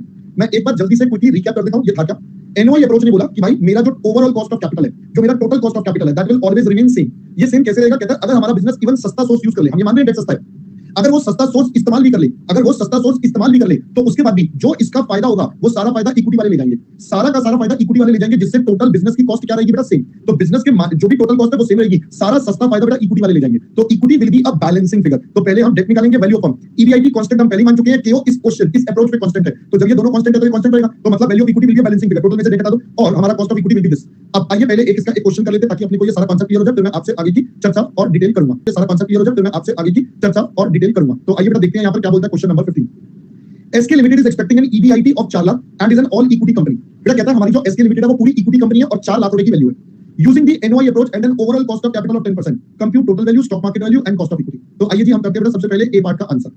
आपको सबसे पहले बता दिया ओवरऑल कॉस्ट 10% है और एनओआई है, मतलब हमें ये तो पता चल गया है कि हमारा overall cost of capital will remain 10%। तो अगर मैं सबसे पहले अब निकालूं तो मुझे सबसे पहले क्या निकालना पड़ेगा? वैल्यू ऑफ डेट बोले तो वीडी। अगर मैं वीडी की बात करूं तो बेटा जीरो है वो, क्योंकि क्वेश्चन ने बोला ऑल इक्विटी कंपनी, सारा पैसा इक्विटी का, तो डेट जीरो है बेटा। फिर हम बात करें वैल्यू ऑफ किसकी, अब हम निकालेंगे फर्म की वैल्यू, that is value of firm is equal to, sir it is EBIT divided by Q. ये आपका 4 लाख है, ये 10% है, इसका मतलब टोटल वैल्यू बेटा 40 लाख। तो अगर मैं यहां पर बात करूं दैट इज हमारी वैल्यू ऑफ इक्विटी की, तो बेटा वैल्यू ऑफ इक्विटी हमारे पास क्या हो जाएगा? That is VE is equal to VF minus VD. तो अगर मैं वीएफ की बात करूं 40 लाख माइनस 0, बेटा ये हमारे पास आ गया 40 लाख। तो अगर हम यहां पर बात करें तो वी वुड से हमारे पास बेटा फाइनली आ जाएगा cost of equity. Cost of equity क्या हो जाएगा? Sir EBIT minus interest divided by value of equity. तो अगर हम बात करें तो 4 lakh minus 0 divided by 40 lakh 10%। अब ये क्यों आया? क्योंकि आपको पता ही है जब ऑल इक्विटी वाला केस होता है तो आपको बताया था बेटा केओ और केई आपस में बराबर हो जाएंगे।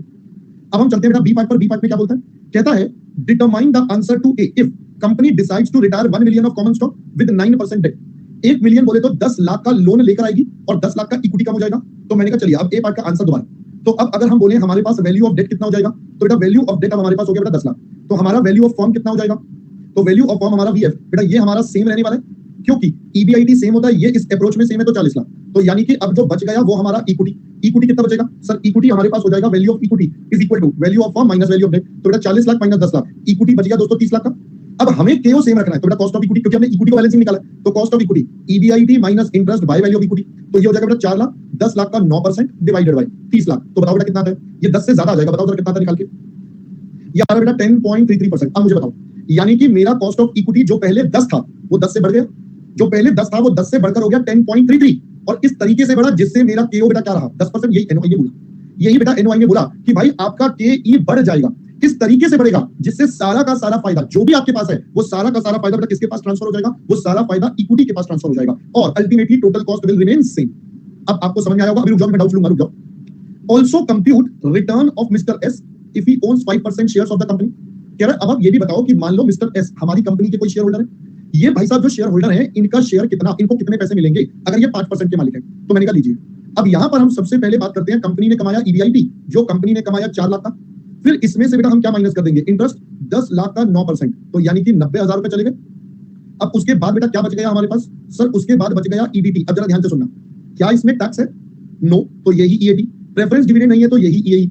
अब याद है आपको हमने एक एजम्पशन मानी थी, हमने ये माना था कि जो भी कमाएंगे 100% बांट देंगे, there are no retained earnings. तो यानी कि अगर हम बात करें रिटर्न टू मिस्टर एस तो ये 3,10,000 का 5% बेटा ले जाएंगे क्योंकि ये 5% के मालिक है। तो यानी कि इनकी इनकम 15,500। कैसा लग रहा है अब आपको?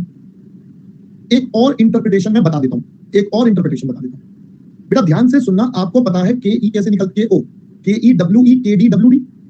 अब देखो यहां पर हो क्या रहा है इस पर्टिकुलर टॉपिक में, हम केओ को कांस्टेंट रख रहे हैं। नॉर्मली क्या होता था, केई केडी गिवन होता था तो केओ बैलेंसिंग फिगर निकलता था, बट अब हम कह रहे हैं नहीं भाई साहब, आपका केओ तो 10 रहेगा, के ई हम बैलेंसिंग निकालेंगे और इक्विटी है 30 लाख आउट ऑफ 40 लाख और के डी हमें पहले से पता है बेटा 9 और ये है 10 लाख आउट ऑफ 40 लाख। तो अगर मैं सिंप्लीफाई करूं तो ये हो जाएगा 0.75 के E is equal to 90 divided by 40 बेटा ये हो जाएगा प्लस 2.25, तो 0.75 के ई इज इक्वल टू ये बचेगा बेटा 7.75 और अगर मैं के ई निकालूं तो 7.75 0.75 10.33। अब आपको और समझ में आ गया होगा कि यहाँ पर के ई बैलेंसिंग निकल रहा है, केओ कांस्टेंट है। तो मैंने अब आपको हर तरीके से पूरी अप्रोच समझा दी। I have given you all the ways. अब इसके बाद अगर आपके मन में कोई डाउट है तो पूछो। अब मैं डाउट्स आपके लेने को तैयार हूं, so if you have any doubts you may ask. बेटा ये तो लगेगा ही ना भाई, केओ तो बेटा हर जगह से केओ तो ऐसे निकलता है ना मेरे दोस्त, कह रही हर जगह लगेगा। अबे तो हर जगह लगेगा बेटा। सर एग्जाम में ये बात जैसे वालों में ऐसे सीधे लेकर आ सकते हैं, नहीं बेटा ऐसे नहीं कर सकते बेटा, नंबर नहीं मिलेंगे बेटा आपको। बेटा ट्रेडिंग ऑन इक्विटी का सारा फायदा ये लेकर जा रहे हैं ना, सिंपल। ट्रेडिंग ऑन इक्विटी का बेटा सारा फायदा कृष्ण ये लेकर जा रहे हैं, सिंपल। जितना ट्रेडिंग ऑन इक्विटी मिला वो सारा का सारा ये लेकर चले गए, तो इस वजह से बेटा केओ आपका क्या हो गया? कांस्टेंट हो गया, दैट्स इट, सिंपल।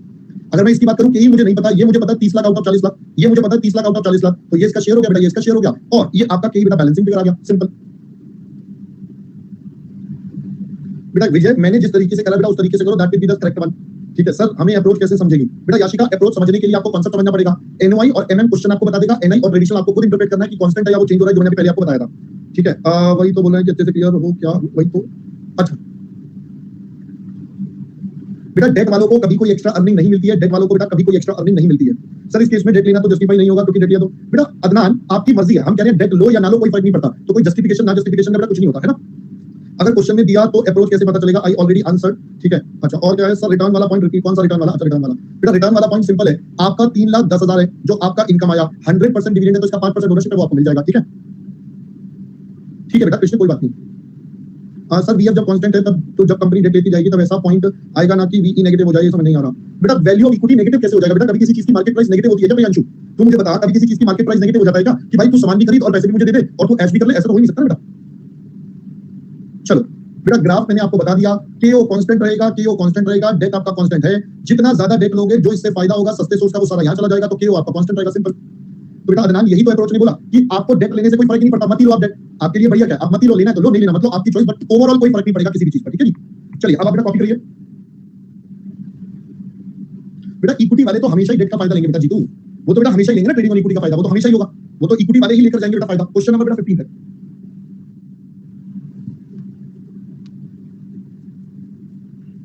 बेटा शुभम बड़ा सिंपल है बेटा, पिछले वालों ने और इन वालों का दोनों का कॉन्सेप्ट ही अलग अलग है। पिछले वालों ने बोला हमारे पास फर्क पड़ता है, डेट लोगे सस्ता सोचते तो हमारा KO जो है वो बदलेगा, जबकि इन्होंने बोला क्यों नहीं बदलेगा, क्योंकि इक्विटी वाले बेटा सारा का सारा कॉस्ट बढ़ा देंगे, इक्विटी वाले बेटा सारा का सारा कॉस्ट बढ़ा देंगे, सो दैट्स इट, आपको कोई फर्क नहीं पड़ने वाला।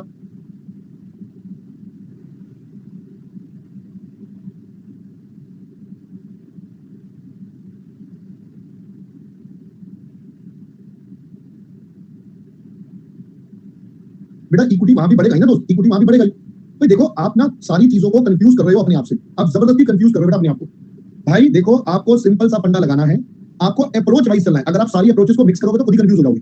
आपको अप्रोच वाइज, बिकॉज हर एक की assumptions अलग अलग है। अब आप क्या कर रहे हो, पहले वाले की assumption तीसरे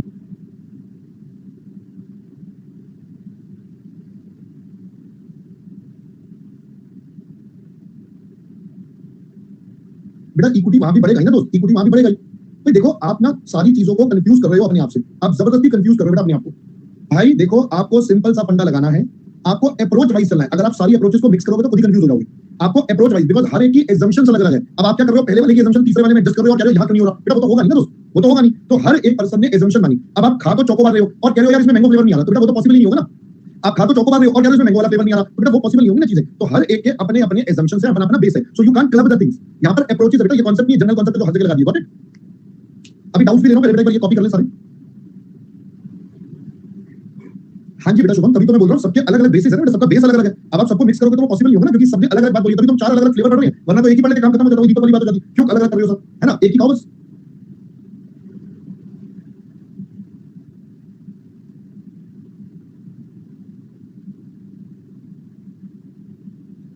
बेटा प्रियांशु मैंने आपको बोला था बेटा, एमटीएस बढ़ने का जो फंडा है that is a separate thing, और जो आपका कॉस्ट ऑफ इक्विटी है वो थोड़ा सा अलग है।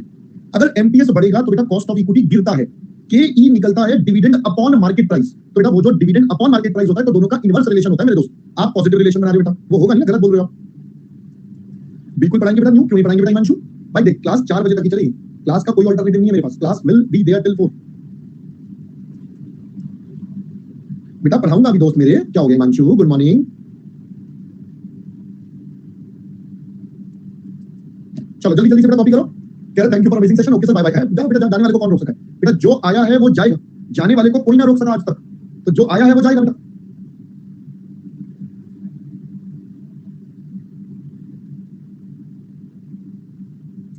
हो गया बेटा, जल्दी से जल्दी जल्दी जल्दी प्लीज।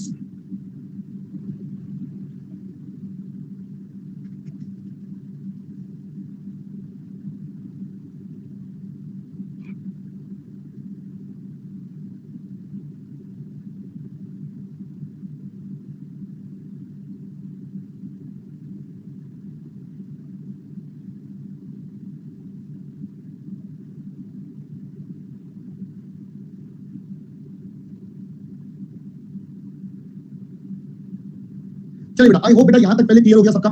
चलो दोस्तों अब देखो एक काम करते हैं, let's do a different thing, ठीक है। अब क्या हो रहा है, बच्चे ना कुछ थोड़ा सा कंफ्यूज आ रहे हैं, वो कंफ्यूज आ रहे हैं क्योंकि बेटा सारी के सारी अप्रोच मिक्स हो रही है ना। वो पिछली वाली दो ध्यान से ध्यान नहीं है, तीसरी पढ़ ली और ये आपस में क्या कर रहे हैं, कंफ्यूज वाले दोनों को इंटरसेक्ट करवा रहे हैं। तो कोई बात नहीं बेटा, इनका दिमाग हम ठीक करते हैं। चलो पहले यहां तक क्लियर बेटा सबको। चलो अब एक काम करते हैं, चलते हैं बेटा क्वेश्चन नंबर 16 पर। ये लिख लो बेटा इंपॉर्टेंट क्वेश्चन, ये ऑलरेडी एग्जाम में बेटा पूछा जा चुका है। लिख लो बेटा इंपॉर्टेंट क्वेश्चन, ये ऑलरेडी एग्जाम में बेटा पूछा जा चुका है, ये ऑलरेडी एग्जाम में पूछा जा चुका है और ये कभी भी दोबारा आ सकता है, समझ गए।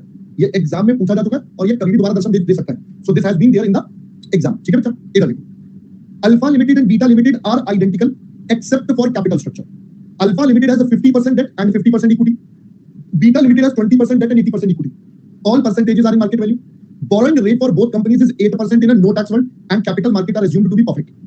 कहते हैं if you own 2% of the shares of Alpha, determine your return. If the company has no net operating income इतना, overall rate of the company is 18%. बेटा जरा मुझे A पार्ट करके दिखाइए, जरा मुझे A पार्ट करके दिखाइए, देखता हूँ आपकी बुद्धि कितनी चलती है। एक मिनट रुक जाओ बेटा, एक मिनट रुक जाओ यार, बच्चों के डाउट्स रह गए, सॉरी मैं भूल गया, डाउट सेक्शन में बच्चों ने डाउट्स भेजे हुए थे, मैं उनको देख नहीं पाया। एक मिनट रुक जाओ बेटा।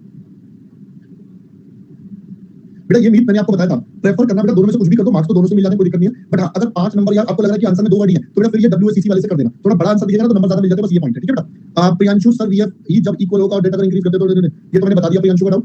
है ना, ये प्रोहिबिट टैक्स रहता तो लेस होता है, पूरी करना है बेटा। आकाश ये हम चैप्टर के लास्ट क्लास में करेंगे कि अगर इनमें टैक्स आ जाए तो क्या होगा, समझ गया? ये अपन चैप्टर के बेटा लास्ट में देखेंगे, अगर इनमें टैक्स आ गया तो क्या होगा, और वो हमें करना है, और वो हमें करना है, ठीक है बेटा। अंशिका मैडम कह रही है, क्या कह रही है, सभी अप्रोच की एक जगह शॉर्ट समरी बनवा दो। नहीं बनवाऊंगा, बिल्कुल नहीं बनवाऊंगा। तुम हो गए बेटा बिल्कुल महा आलसी। अबे खुद भी कुछ करना सीखो, सब कुछ दूसरे के ऊपर डिपेंड होकर जीवन भर नलायक। मतलब तुमने दूसरे के ऊपर डिपेंड रहना पूरी जिंदगी भर कि यार ये तो सही करवाएंगे सब कुछ। अबे लल्लू लाल खुद भी करना सीखो, है ना, नलायक। चलो अब ये वाला क्वेश्चन बेटा जल्दी से अपने आप करो, फटाफट से करके दिखाओ बेटा। हाथ से बनानी होती है आशीष, हाथ से बेटा पेन लेकर हाथ में ऐसे पेन हाथ में रखना है और फिर नोटबुक पे पेन से ऐसे बनानी होती है, ठीक है बेटा। चलो जल्दी करो फटाफट से। देखो जेसन ने आंसर भी दे दिया, तुम बच्चे गप्पे मारते रहो, टाइम पास करते रहो। अरे दूसरी या तीसरी थी, जल्दी करो। अंश ने क्या करा था बेटा, अंश क्या करा, इग्नोर कर दिया, पता नहीं क्या बोल रहा है। चलो बेटा जल्दी करो फटाफट, क्वेश्चन ढूंढो, क्वेश्चन क्वेश्चन क्वेश्चन।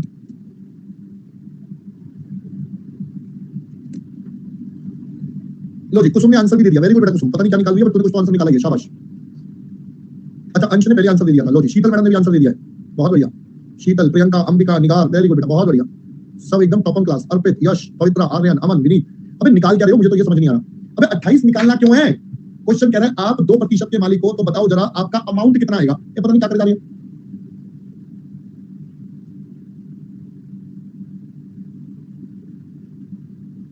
चलिए अब सब बच्चों ने निकाला बेटा 5600 आ रहा है, बहुत बढ़िया बहुत बढ़िया बहुत बढ़िया बेटा। देखो यहाँ पर ना एक कैच था, ए पार्ट तो आसान है, और जरा मैं इसको सॉल्व कराऊं मैं आपको। हाँ हाँ बिल्कुल ठीक है बेटा, बिल्कुल ठीक है। अब जरा देखते हैं, सबसे पहले हम ए पार्ट का भी फर्स्ट पार्ट आपके साथ करते हैं। तो बेटा हम सिंपल कहेंगे, कंपनी ने कमाया ईबीआईटी कितना था बेटा, 3,60,000 का, ये कंपनी ने कमाया, इसमें से माइनस कर देंगे इंटरेस्ट। हमारे पास कितने का लोन है बेटा? अब ये मेन गेम था, आपको क्या बताया लोन कितने का बेटा, क्या आपको बताया लोन कितने का? नो, तो लोन का इंटरेस्ट तो माइनस होगा, क्योंकि क्वेश्चन में बोला है डेट तो है, डेट तो है, तो अब डेट कितना ये तो बताया ही नहीं। तो यहां पर मेन पॉइंट ही ये था, सबसे पहले आपको निकालना था बेटा डेट कितना। तो आपके पास आ जाएगा ईएबी, ईबीटी, ईएटी, ईएई, जो मर्जी बोल दो, और फाइनली आप निकाल लोगे रिटर्न टू इन्वेस्टर। तो इन्वेस्टर का जो रिटर्न बेटा कितना हो जाएगा, 2% हो जाएगा, जो भी अमाउंट होगा, और आपका आंसर आ जाएगा। पहले दोस्तों पॉइंट और बात समझ में आई है? अब आपको समझ आ रहा है पहले क्वेश्चन क्या था मेन। अब ये जितने बच्चों ने आंसर निकाला वो बताओ उन्होंने कैसे निकाला। ये 20 लाख का 50%, 20 लाख कैसे निकाला? तो बेटा देखिए, अब इस क्वेश्चन में मेरे पास एक ही रास्ता है। मुझे बेटा क्या गिवन है, ओवरऑल कैपिटलाइजेशन रेट। बेटा देखो, जो बच्चे मेरे से थोड़ी देर पहले कह रहे थे ना कि सर हमें पता कैसे चलेगा कौन सी अप्रोच है, so this is the identification, these are the identification point, जिससे आपको पता चलेगा। क्वेश्चन में कुछ भी लिखा कौन सी अप्रोच है। अब मुझे गिवन क्या है बेटा, मुझे केओ गिवन है। अगर केओ गिवन है तो इसका मतलब ये एनओआई अप्रोच होगी बेटा। पहले बात समझ आई? बाकी वाली दोनों में जो पहले पढ़ी थी वहां पर केओ बैलेंसिंग फिगर आता था, वहां पर केओ तो बैलेंसिंग फिगर आता था, यहाँ केओ गिवन है, तो यानी कि ये केओ गिवन वाली बोले तो थर्ड अप्रोच है। अब यहाँ पर बेटा 18% है, तो अब मैं सबसे पहले यहाँ पर क्या निकालता हूँ, मैं कहूंगा वैल्यू ऑफ फॉर्म। तो अगर मैं वैल्यू ऑफ फॉर्म यानी कि वीएफ की बात करूं तो it will become EBIT bye केओ is equal to 3,60,000 divided by 18%, बोले तो बेटा 20 लाख। तो इसका मतलब वैल्यू ऑफ डेट हमारा कितना हो जाएगा, तो वैल्यू ऑफ डेट बोले तो VD is equal to 20 lakh का 50%, यानी कि बेटा 10 लाख। तो इसका मतलब वैल्यू ऑफ इक्विटी कितना, तो हमारे पास बेटा वैल्यू ऑफ इक्विटी बन जाएगा वीई, बोले तो 20 लाख का 50%, बोले तो बेटा 10 लाख। अब अगर मैं यहाँ पर बात करूं तो इंटरेस्ट 10 लाख का कितना परसेंट है, 8% है, यानी कि 80,000 चला गया, तो ये बचेगा बेटा 2,40,000, नहीं 2,80,000, ये बचेगा 2,80,000, 2,80,000 का 2%, तो ये आता है 5600। पहला पार्ट बेटा समझ में आया? अब आपको समझ में आएगा क्वेश्चन। फिर सेकंड पार्ट पर चलते हैं, calculate implied required rate of return on equity, मतलब कॉस्ट ऑफ इक्विटी पूछ रहा है कि भाई इक्विटी वालों के लिए जो कमाया, तो बेसिकली वो आपसे कॉस्ट ऑफ इक्विटी की बात कर रहा है। तो अगर मैं बी पार्ट पर चलूं तो बेटा मेरे पास क्या हो जाएगा, implied rate of return on equity. भाई मेरा rate of return on equity बेटा कितना होगा, तो मेरा rate of return on equity would be बेटा हमारे पास, अब इक्विटी वालों के लिए 2,80,000 कमाया, बेसिकली इनके लिए कमाया, ये बदले में वैल्यू इतनी, तो 2,80,000 कमाया 10 लाख के बदले, तो बेसिकली बेटा आपके पास 28% की कॉस्ट आ गई। पहले दोस्तों पूरा का पूरा मैटर समझ में आया? अब आपको पहले बेटा ये वाला पूरा मैटर समझ में आया, ये क्या हुआ, कैसे हुआ, क्या इसका फंडा है, बोलो जी बोलो। चलो अगर आपको बेटा ये वाला मैटर समझ में आया है तो पहले आप इसे कॉपी कर लीजिए बेटा। अब आप पहले बेटा कॉपी कर लीजिए,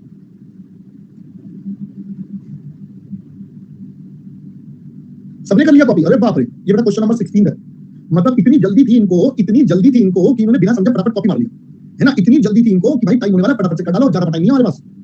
अच्छा अपने आप कर लिया था, ये बहुत अच्छी बात है। अच्छा खुद से सॉल्व करा था, फिर ठीक है बेटा। बेटा रवि इसमें बेटा सिंपल सा है, आपको बोला इक्विटी वालों के लिए क्या कमाया, इक्विटी वालों के लिए बेटा क्या कमाया, तो इक्विटी वालों के लिए क्या कमाया बेटा, ईबीटी कमाया, बदले में वैल्यू ऑफ इक्विटी 2,80,000 वो ईबीआईटी माइनस इंटरेस्ट 280 कमाया, 10 लाख की वैल्यू के लिए 28% कमाया। गॉट इट बेटा। अंश मैं पहले भी बोल चुका हूं, अभी भी बोल चुका हूं बेटा, लास्ट में करेंगे बेटा, उनको लास्ट में करेंगे। अब आप एक काम करो, अरे रुको रुको, अभी खत्म क्या हो गया, ऐसे लग रहा है तो मतलब खत्म है ना। चलो इसका बी पार्ट करके दिखाओ, जरा बी पार्ट करके दिखाओ, करो। अभी तो बी पार्ट नहीं, अभी तो सिर्फ एक करा था। अच्छा जल्दी कॉपी वाले बच्चे जल्दी करें प्लीज, जल्दी करें जल्दी करें जल्दी करें। पहले ए पार्ट बेटा जल्दी करें जिनका रहता है। बेटा टाइम तो हमेशा ही चलता रहेगा, समय के आगे कौन रुका है बेटा, समय किसी के बस की बात थोड़ी होती है, समय तो चलता रहेगा। चलिए बी पार्ट करिए बेटा सब बच्चे जल्दी से बी पार्ट। क्यों बताऊं बेटा दीपक, अपने आप सोचो बेटा, अपने आप बुद्धि लगाओ, अपने आप सोचो, मैं सारी बातें बताऊंगा तो बेटा तू क्या करेगा, फिर मैं ही करवा देता हूं, कैसे करवाई क्यों मैं नलायक।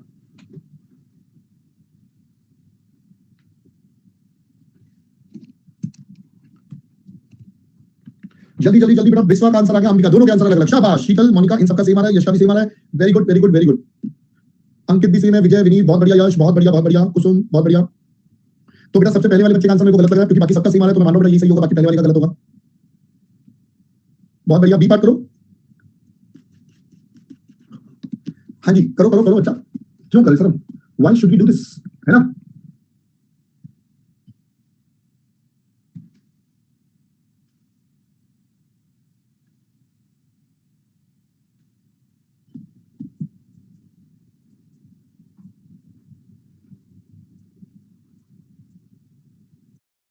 तो बेटा करेक्ट आंसर यस बिल्कुल ठीक है 20.5। आइए हम जल्दी से एक बार इसको सॉल्व कर लेते हैं बेटा आपके साथ, let us solve this B part. तो जिन बच्चों का नहीं हुआ बेटा वो भी यहां पर कर लेंगे। सबसे पहले बी पार्ट के फर्स्ट पार्ट की बात करूं, अगेन मेरे को यहां पर पहले अपना निकालना पड़ेगा बेटा वैल्यू ऑफ फर्म। तो वैल्यू ऑफ फर्म हमारे पास कैसे निकल आएगा, अगेन बेटा वही हो जाएगा ईबीआईटी अपॉन केओ। तो ईबीआईटी हमारे पास कितना था मैं भूल गया, वैल्यू बता देना बेटा 3,60,000 का शायद, और ये 18% चेक कर लेने पर अगर मैं गलत कर दूं तो बेटा बताइए यहां से हमारे पास वैल्यू ऑफ डेट आ जाएगा, वैल्यू ऑफ डेट हमारे पास हो जाएगा वीडी इज इक्वल टू, तो यहां पर बेटा डेट हमारे पास है 20% का यानी कि 4 लाख का। तो इसका मतलब हमारी जो वैल्यू ऑफ इक्विटी है वो कितनी हो जाएगी, तो वैल्यू ऑफ इक्विटी बोले तो वी हो जाएगा बेटा 20 लाख का, 80% बोले तो 16 लाख। अब अगर हम बात करें कॉस्ट ऑफ इक्विटी तो आप चाहो तो स्टेटमेंट बना के कर दो, ये शॉर्ट में कर दो, EBIT minus interest divided by value of equity. तो बेटा कमाया 3,60,000 माइनस 4 लाख का 8% होल डिवाइडेड बाय कितना 16 लाख। तो आप बता रहे हो 20.5%, आप बता रहे हो this is coming out to be 20.5%। I hope पहली बात समझ में आ गई, ये तो सिंपल है। अब ध्यान से सुनना बेटा, अब इसका सेकंड पार्ट, जरा सेकंड पार्ट पे एक बार रीड कर लेते हैं, बोला क्या, analyse why does it differ from that of alpha limited. कह रहा है आप ये बताओ कि भाई यहां पर अगर मैं देखूं, अब ध्यान से सुनना बेटा, इंटरप्रिटेशन बता रहा है, इंटरप्रिटेशन पूछ रहा है। यहां वाले केस में हमारा डेट 50% था तो ये 28% था, यहां पर हमने डेट कम कर दिया तो ये कम हो गया। तो बेटा यही तो अप्रोच नहीं बोला था ट्रेडिशनल, जितना ज्यादा डेट लोगे उतना फायदा ज्यादा, और वो सारा का सारा फायदा बेटा कौन लेकर चला जाता है, वो सारा का सारा फायदा बेटा लेकर चला जाता है हमारा इक्विटी वाला। तो जब वो बेटा इक्विटी वाला ले जाता है तो इक्विटी की कॉस्ट बढ़ जाती है। तो बेसिकली हम यहां पर लिख सकते हैं the difference is due to the mix of debt and equity of the two companies। ठीक है, अब हम यहां पर लिख देते हैं beta limited uses less debt than alpha limited due to which the benefit of cheaper source that is debt is less in case of beta due to thereby cost of equity is lower। ठीक है, आप इसके आगे भी लिख सकते हो या आप इसको दूसरे शब्दों में लिख सकते हो। बेसिकली जो मैंने आपको अप्रोच में बताया वही हमने यहां पर लिख दिया। ठीक है, जो हमने आपको अप्रोच में बताया बेटा वही हमने यहां पर लिख दिया, सिंपल। आई होप पहले बेटा बात समझ में आ गई, पहले यहां तक बोलो जी। डाउट आ रहा है सर बीटा में ओवरऑल पूछना है, बी पार्ट में बेटा वो आपसे पूछ रहा है व्हाई डज इट। अब इट का मतलब जो आपसे ए पार्ट में निकलवाएगा वही तो इट होगा ना बेटा, जो ए पार्ट में निकलवा रहा है वही तो उसी के लिए तो पूछेगा बेटा, पड़ोसी भाई पड़ोसन के लिए थोड़ी पूछेगा भाई, जो तूने कैलकुलेट करा उसी के लिए वो सारी चीजें निकालेगा ना दोस्त मेरे, गॉट इट। चलो आई होप पहले बेटा यहां तक की सारी कथा कहानी क्लियर हो गई। तो लीजिए बेटा हमारे पास 3 अप्रोच खत्म हो गई, अब इसके बाद हमारे पास एक चौथी अप्रोच बची है जिसमें थोड़ा ज्यादा दिमाग लगेगा, जिसमें एक क्लास पूरी लग जाएगी। तो अगली पूरी क्लास बेटा हम एक अप्रोच पर समर्पित कर देंगे, एक पूरी क्लास हम एक अप्रोच पर समर्पित कर देंगे, है ना। वो क्लास हम शिमला से करेंगे मंडे को। कल आपकी कोई क्लास नहीं है, हाँ आज 6:30 बजे आपका बेटा टेस्ट है, आज 6:30 बजे आपका टेस्ट है। मेक श्योर आप सब बच्चे टेस्ट में जरूर जरूर जरूर, वो होता है ना शादी के कार्ड में लिखा होता है मेरे इतने शादी में दलूल दलूल आना, तो ऐसे ही बेटा हमारे इस टेस्ट में दलूल दलूल आना। नहीं आओगे तो आप बेटा आप कोई परेशानी होगी, इस टेस्ट को रिकॉर्डेड देखने का उतना ज्यादा फायदा नहीं मिल पाएगा, मिल तो जाएगा बट वो है कि जो आपका एक एक्सपीरियंस होता है, वो जो लाइव वाला एक्सपीरियंस है वो कहीं ना कहीं मिस होगा। So make sure you all people join it live today at 6:30 PM, link मैंने यहां पर दिया था। Bye bye.